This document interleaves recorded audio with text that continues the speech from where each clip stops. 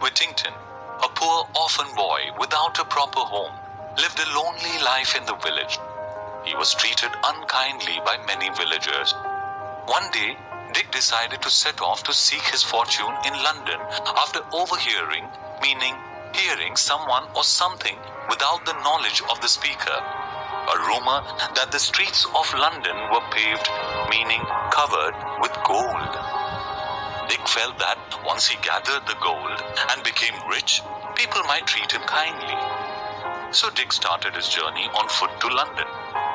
Soon, a cart on its way to London stopped by to ask if Dick was running away from home. Dick quickly replied that he was on his way to London to find his fortune. The helpful carter asked Dick to jump in, and they journeyed to London together.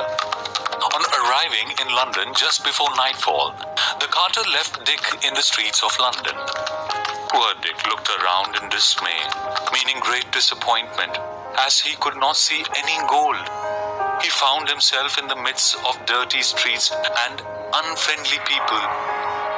Without any place to go, he spent the night in the corner of an alley, meaning a narrow passage between or behind buildings.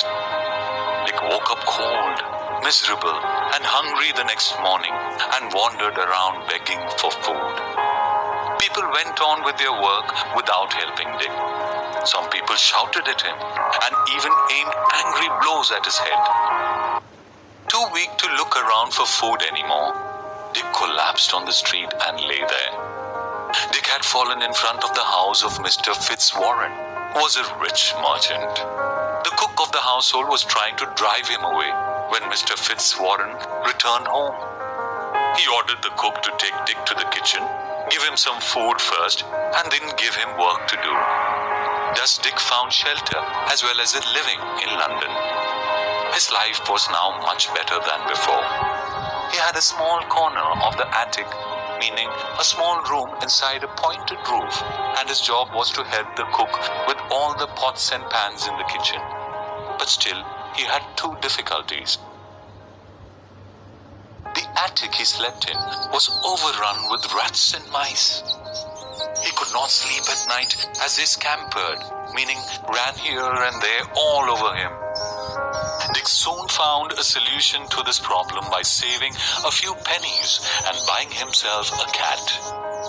The cat chased away the rats and mice, and Dick was able to sleep peacefully.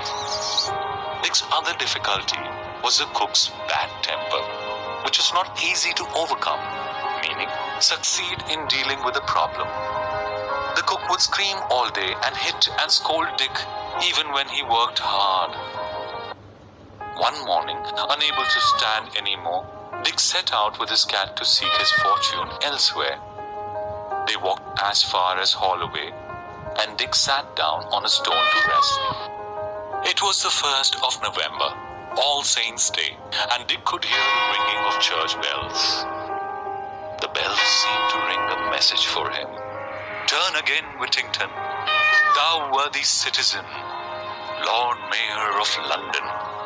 Dick was surprised on hearing it and became thoughtful. He felt he could put up with meaning, tolerate a few scoldings from the cook, and so retraced his steps to Mr. Fitzwarren's house.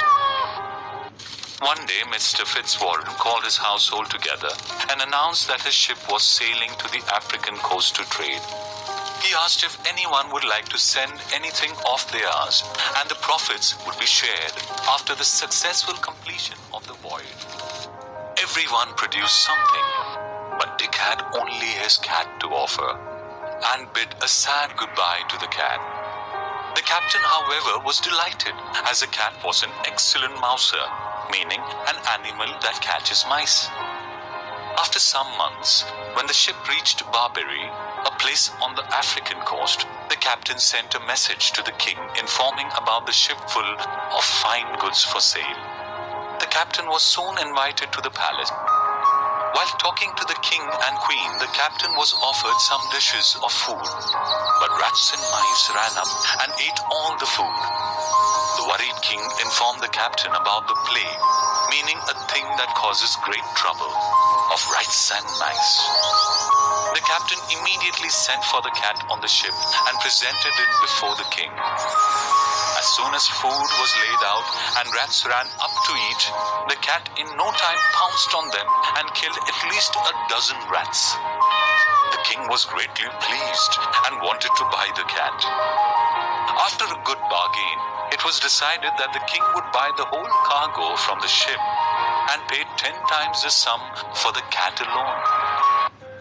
On return to the port of London, the captain showed Mr. Fitzwarren the wealth he had brought from Barbary and the story of the cat.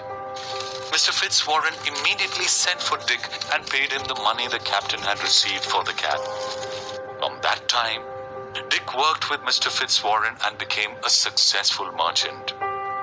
He married Mr. Fitzwarren's daughter, Alice, and was elected Lord Mayor of London thrice. He was also knighted, meaning given a highly honored title by the king, and became Sir Richard Witington. Sir Witington was not only famous, but also very popular, as he always helped the poor. When he was old, he sat with his grandchildren to narrate to them his story, his cat's story, and how the bells of London had called him back. Thus, the story gives out a strong message and urges youngsters not to run away from difficulties, but face them bravely.